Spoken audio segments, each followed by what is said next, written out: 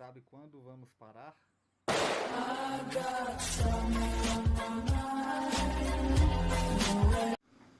E aí pessoal, tudo tranquilo? Então, vem aí mais um vídeo do nosso canal.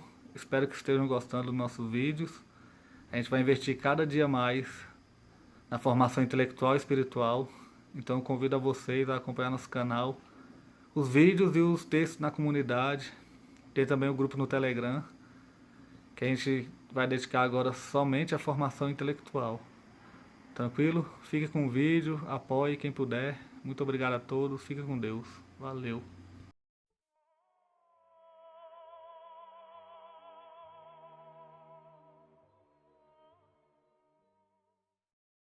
Sim. Por exemplo, você vê no Brasil, não tem esse agente. Nós temos um presidente que eu respeito muito, acho o primeiro presidente honesto e sincero que tem, mas ele não é esse agente. Ele não é capaz de pegar o caos e transformá-lo num plano. Ele também está perdido no meio da... Ele tem lá seus objetivos, que são muito, como é que se diz, respeitáveis, né? E ele não está usando de meios ilícitos nem nada, mas ele não tem uma visão de conjunto da coisa. Se ele tivesse, ele já teria agido. Não é isso? Se você pegar, por exemplo, todos esses generais, e eu acho que esses generais só concebem duas coisas. Ou eles fazem um golpe militar, ou eles não fazem nada. Ou seja, interferir de maneira inteligente, de modo a mudar o curso das coisas, eles não sabem como é que se faz. Eles não têm a menor ideia. Por quê? Generais não têm prática política, né? Só tem prática militar. Ou não é assim? Quando eles querem adquirir treino político, eles pensam na política eleitoral. Não, veja, um dos erros fundamentais da ciência social, especialmente da ciência política, é você chamar de política aquilo que recebe o nome de política na sociedade em que você está. Ou seja, aquilo que já foi estabelecido e, vamos dizer, convencionado como política. Por exemplo, candidatar-se a vereador, né, fazer propaganda do partido, os partidos políticos. Tudo isso, bicho, não é política. Isso é a forma que a política assumiu perante os olhos do povo num certo lugar. Mas a política mesmo é a luta geral pelo poder da forma mais genérica e mais indefinida que você possa imaginar. Por exemplo,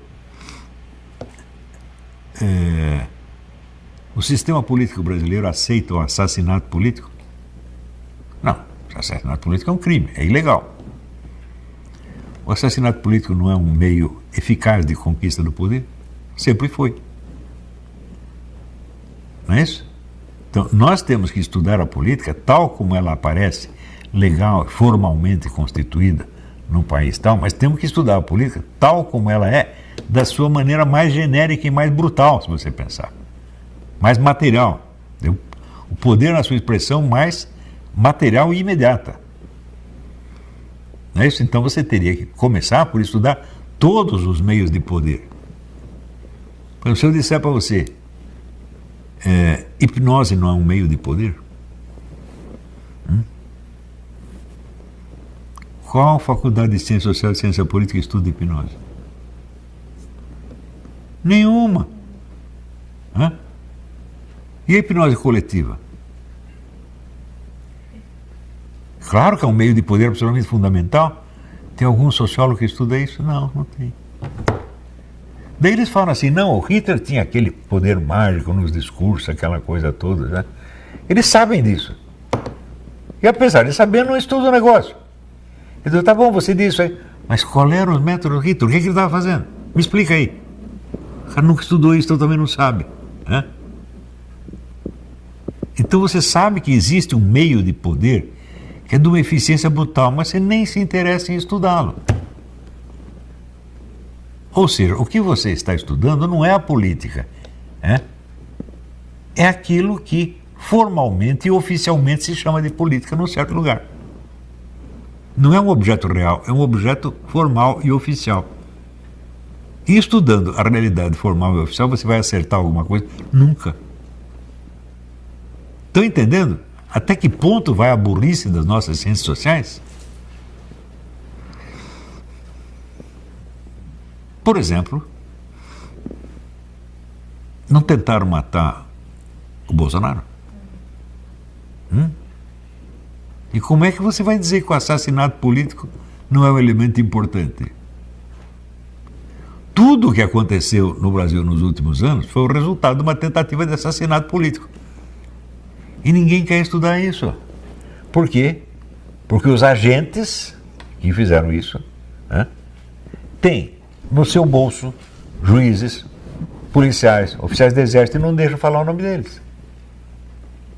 É um número pequeniníssimo de pessoas. Estes são os criadores da história brasileira nos últimos anos, porra. Esses são os agentes que criaram o fato fundamental e determinaram o curso seguinte das coisas. Não foram forças sociais, forças anônimas, não foram forças de mercado, opinião pública. Está brincando comigo? Partidos políticos? Ora, no Brasil todo mundo sabe que os partidos políticos são entidades que se formam e desaparecem com uma facilidade impressionante, eles não significam absolutamente nada. Mas por trás deles existem grupos organizados, esses grupos são de poucas pessoas. Então é ali que você tem que procurar o segredo das coisas. Agora você me pergunta, por que eu acertei tantas previsões políticas nos últimos 30 anos? Porque eu uso este método. Eu não ligo para conceitos gerais. Eu não quero parecer científico. Eu acredito, já falei para você, que a ciência política está no estágio em que está a biologia no século XVIII, que é o estágio de coleta de estudos de casos. É o máximo que dá para fazer. Dá para você fazer uma teoria geral no sentido metodológico, como eu estou fazendo. Dá para você fazer uma teoria geral da sociedade política, não dá para fazer ainda. Está entendendo? A parte filosófica do negócio é apenas tudo de método, questões de método, né? Se você pegar minha apostila, Questões de Método de Ciências Sociais, você vai ver que já dá para fazer bastante coisa. Neste curso não vai dar para eu abordar isso, mas eu considero que esta apostila é parte integrante desse curso. Você tem que lê-la e daí você entender à luz dela o que eu estou falando aqui. Por exemplo, se você pensar como você vai criar o acordo entre muitas pessoas. Quanto mais pessoas você envolve no acordo, menor é o conteúdo do acordo. Ou não? Por exemplo, quando você tem uma eleição, você vai votar num sujeito. Qual é o ponto de acordo? O nome do sujeito. Você não sabe o que ele tem na cabeça, você não sabe o que ele pensa, você não sabe com que ele está ligado, você não sabe nada. Mas com relação àquele nome, todo mundo está de acordo, então você vota naquele. E você acredita que decidiu o rumo das coisas. Está entendendo? Agora, se você tem um grupo de 3 pessoas que estudaram o assunto profundamente e elas fazem um acordo, bom, então o acordo pode ser um pouco mais detalhado e pode ser mais próximo da realidade. Está entendendo? Agora, às vezes, os nossos valores, as coisas das quais nós gostamos, que apreciamos, e que valorizamos, atrapalham o nosso entendimento da realidade. Por exemplo, o amor que as pessoas no sistema democrático têm a um negócio chamado igualdade. Eu também gosto da igualdade. Lógico, eu não gosto de ser tratado diferente dos outros. Quer dizer que se o sujeito me processa, ele não vai me sacanear só porque eu não sou filho de rico. Eu não quero que faça isso comigo. Então, da igualdade, até certo ponto, todos gostamos. Porém, o fato de que nós gostamos da igualdade e vemos nela um dos elementos fundamentais da democracia, faz com que nós acreditemos que estamos numa democracia e que essa democracia é fruto da evolução histórica. Ou seja, a evolução histórica vai no sentido da igualdade. Quantas pessoas você não acredita que a igualdade é maior hoje do que era antigamente? Agora, você imagina o seguinte, aqui você é um camponês medieval e tem o senhor de terras. Né? O senhor de terras anda pelas suas terras ali a cavalo, armado do quê? De uma espada ou de uma faca, e você tem um machado ou uma lança, ou uma foice. Qualquer camponês pode matar o senhor de terras no mesmo momento. Não mata porque não quer. Né? E hoje, vamos supor, você quer matar o Bill Gates. Onde está o Bill Gates? Quem consegue chegar no Bill Gates? Ninguém. Então que igualdade é essa, bicho? A desigualdade aumentou de uma maneira formidável. Mas ninguém pode ver por quê? Porque todo mundo gosta da igualdade, acredita que a igualdade é parte da democracia e acredita que nós estamos na democracia. Tudo isso é absolutamente furado. Que o debate político vulgar seja assim, eu até entendo e não estou reclamando. Mas entre intelectuais, meu filho, isso é absolutamente intolerável. Nós temos que saber que, por mais que nós gostemos da igualdade, ela está diminuindo. E não é de hoje. Por exemplo, como surgiram as grandes ditaduras do século XX? Surgiram através do rádio. Por que surge através do rádio? É muito simples, todo mundo tem uma estação de rádio. Não. Só quem fala é o dono da estação de rádio, pô. E ele empresta para quem ele quiser. Então, o segredo, né, do Stalin e do Hitler era o rádio. Dava para fazer uma ditadura totalitária antes disso? Não dava. Existiu ditadura totalitária na Idade Média, na Renascença? É claro que não. Eu sempre dou o exemplo. Luís XIV, para formar o exército francês, que era o maior exército da época, o maior exército tinha 144 mil pessoas. Para ele formar, ele teve que ir pessoalmente, de cidade em cidade, pedir pelo amor de Deus para as pessoas se alistarem. Quando chega a Revolução Francesa, ela criou o alistamento obrigatório. Viu a democracia moderna como é? Aquilo que o rei onipotente tinha que pedir para você, agora ele te obriga a fazer e você tem que ficar quieto. Se não fizer, vai preso ou é fuzilado. E daí diz, quando a Revolução ampliou certa liberdade. Você está doido? Ninguém jamais fez revolução nenhuma para ampliar a liberdade, meu Deus do céu. Isso é impossível, porque uma revolução é, por definição, uma concentração de poder. Alguém faz uma revolução dividindo o seu poder com os outros? É possível isto? Não tem. Tem uma revolução na qual todo mundo dá palpite? Não, a revolução tem que ter uma liderança, as lideranças dão uma ordem e todo mundo tem que obedecer. Fazer uma revolução não é fácil. Então, a revolução é a mudança deliberada do estado de coisas por meio da concentração de poder, senão não é uma revolução. Por exemplo, se houve uma mudança através de discussões, eleições, etc., progressiva, não é uma revolução. É simplesmente, vamos dizer, a evolução histórica normal.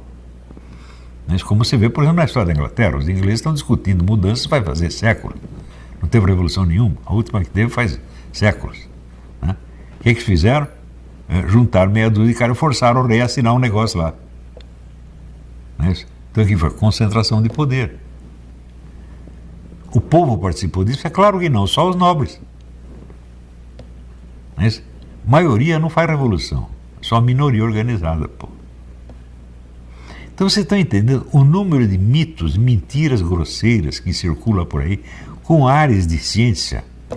Na história das ciências naturais, você quer saber, é a mesma coisa. Por exemplo, todo mundo conhece a palavra pseudociência. Quem inventou a palavra pseudociência? Foi um historiador científico do século XIX chamado George Sarton. Sarton era um discípulo dos positivistas. Então ele acreditava na lei dos 3 estados, que a evolução da humanidade atravessa 3 estados. Você tem um estado místico, depois você tem um estado metafísico e depois tem um estado positivo. Primeiro você acredita nos mitos e lendas, depois você acredita em princípios metafísicos gerais e por fim você só acredita nos fatos cientificamente comprovados. Essa é a teoria do Augusto Comte. O cara acreditava nisso, o que é evidentemente um elemento mítico, Não tem nada, a lei dos 3 estados não tem nada de científico. Vou contar um negócio para você. Quando eu tinha 15 anos, eu achei que eu tinha descoberto a lei dos 3 estados. Depois, mais tarde, é que eu descobri que era do Comte e que estava errado. Que as coisas simplesmente não acontecem assim. Não existe essa sucessão. Tudo se mistura. Né? Então, com base nesse mito, ele cria o conceito de pseudociência. A pessoa aceita o conceito de pseudociência. Agora, por exemplo, ele diz, quem é pseudociência? Por exemplo, a alquimia e a astrologia são pseudociência. Eu digo, mas peraí. Se eles eram pseudociência, por que Newton não as considerava pseudociências? É? Por que todos os pioneiros da ciência moderna tinham respeito por essas coisas? Que eles chamavam de priscateologia, quer dizer, a teologia primitiva, a teologia primeira. E eles acreditavam que estes elementos eram coisas que tinham sido reveladas a Deus a parte das populações pagãs. Ou seja, Deus não deixou a população pagã totalmente desamparada. Alguma coisa ele ensinou para elas. Não formava uma religião inteira, formava pedaços. Tá certo? Mas algo de sabedoria existe, por exemplo, na ciência egípcia, na ciência grega, etc, etc, etc. Então, a noção de ciência, distinção de ciência e pseudociência é ela própria pseudociência. Não tem nada científico nisso. Por quê? Por acaso, essas presunções da ciência antiga foram testadas e examinadas. Sempre que você as examina, você vê que elas não são ciência no sentido moderno, mas algum conhecimento sério tem ali. Eu sempre dou como exemplo o livro do arqueólogo polonês Szwara de Luiz, que é o livro Le Temple de l'Homme, o Templo do Homem, sobre a ciência matemática, astronômica e cosmológica gravada nas paredes do templo de Luxor. Ele leu e falou, mas esse templo aqui é um texto científico. Toda a ciência egípcia está aqui. Ele passou a vida decifrando isso. Então você começa, por exemplo, a entender como é que os egípcios conseguiam transportar aquelas pedras de 20 toneladas, né, para cima das pirâmides, sem ter máquinas. E assim por diante. Vou te dar um exemplo. O vitral das catedrais góticas, ninguém consegue fazer hoje. Ou seja, eles tinham uma ciência, meu Deus do céu. Então, a falta de respeito com a ciência antiga faz com que milhões de idiotas se acreditem os representantes da ciência falando sobre a pseudociência. E, na verdade, são discípulos de um filósofo louco, porque Augusto Comte morreu louco, mas eu acredito que ele sempre foi louco. Né? A loucura só apareceu no fim. Né?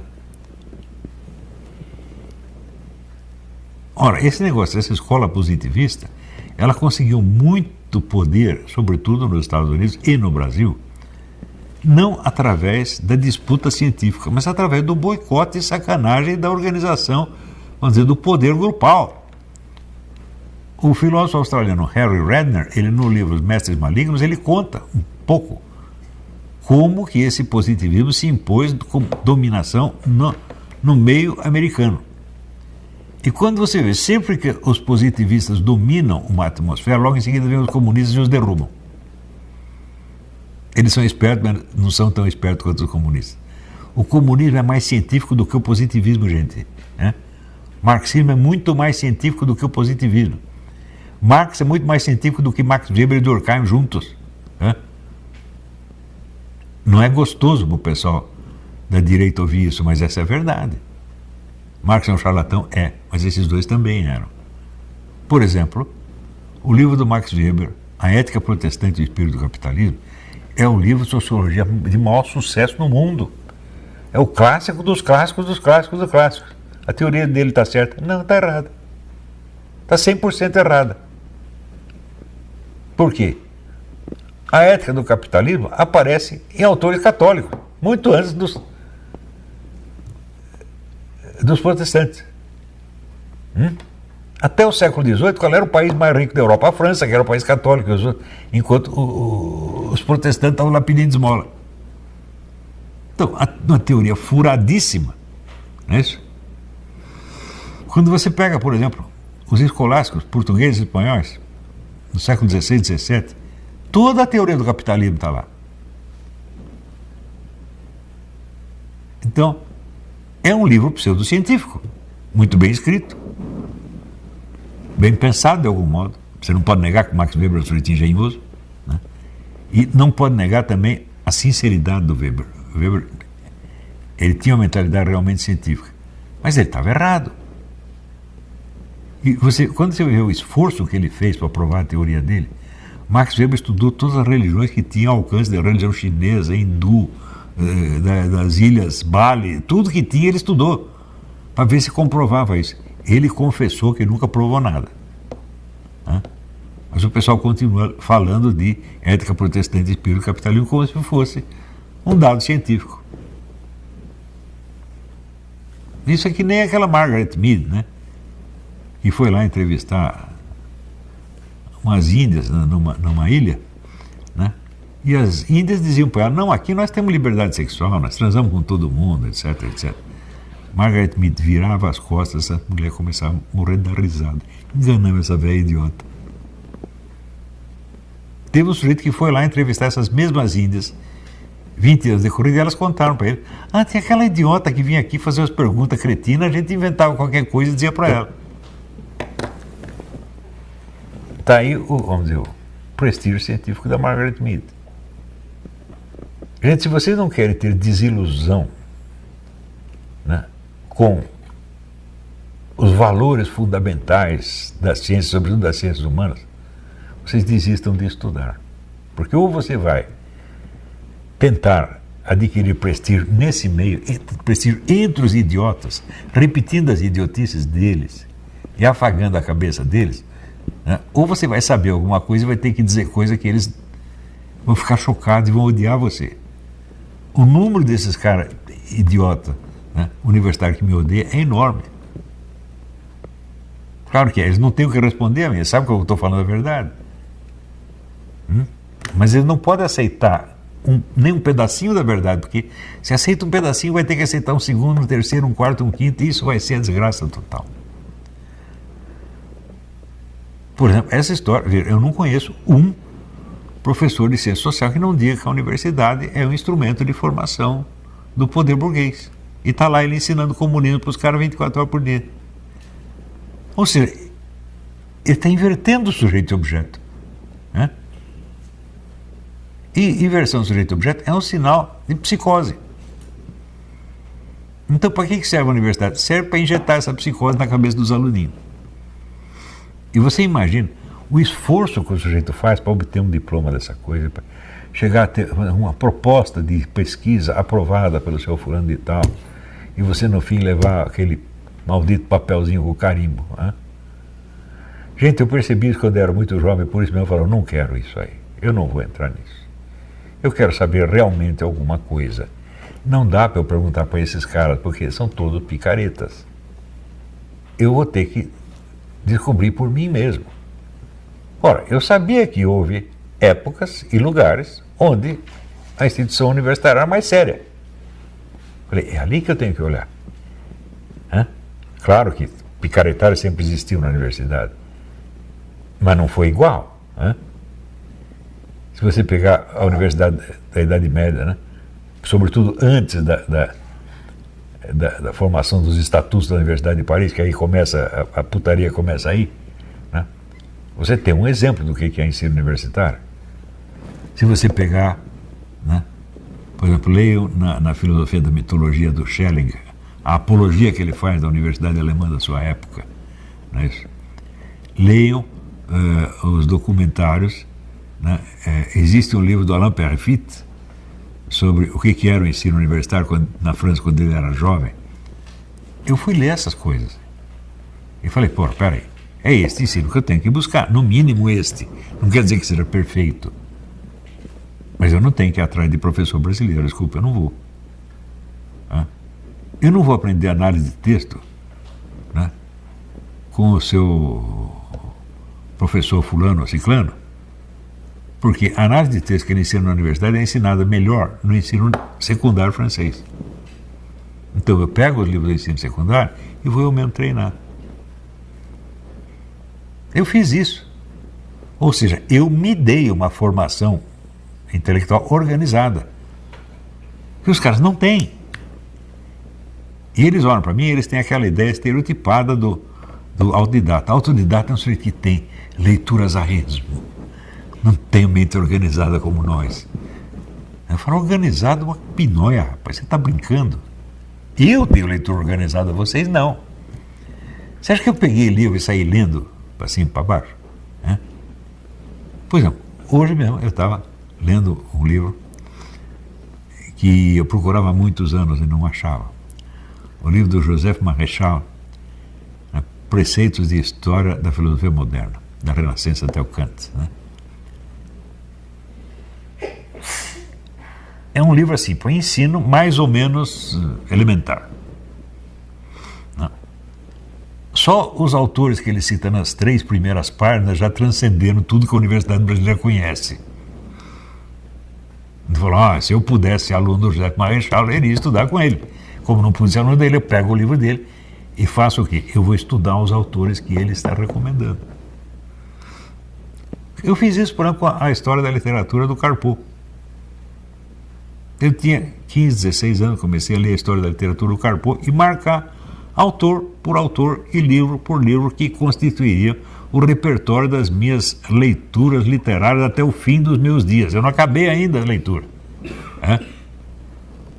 Mas eu sei quais são os autores e sei quais são os livros e sei o que está lá. Mesmo se eu não li o livro, eu tenho ideia do que está lá. Então, quando eu entro ali, eu não estou entrando despreparado. Eu sei o que esperar dali. E às vezes eu estou esperando uma coisa e vem outra completamente diferente. Está entendendo? Ora, eu já vi inúmeros educadores de primeiríssima ordem que sugerem ao aluno o seguinte: antes de você chegar na aula, tente adivinhar o que o professor vai ensinar. Porque isso aí lhe dá uma superfície de contraste e o que ele disser vai ficar mais claro. Porque ou confirma o que você esperava ou é diferente. Agora, se você chegar lá, com total indiferença, senta e escuta, aquilo não significa nada para você. Um livro, a mesma coisa. Não leia um livro sem ter uma ideia do que tem lá dentro. Isto é mais importante até do que você ler os livros. Por isso que eu sugiro, como iniciativa primeira de uma vida de estudos, a organização de uma biblioteca. Não que você vai precisar ter todos os livros. Até hoje eu não comprei todos os livros que eu listei quando eu tinha 19 anos. Mas tem uma boa parte deles. Isso quer dizer, quando eu fui atrás do livro, eu já sabia o que ele era, o que tinha ali dentro. Então, depois, lendo, a gente confere. Então, quer dizer, você ser capaz de selecionar as suas leituras é o primeiro elemento de uma vida de estudos. Alguém te ensinou isso na universidade? Ou seja, não te ensinaram nada, meu filho. Não é isso?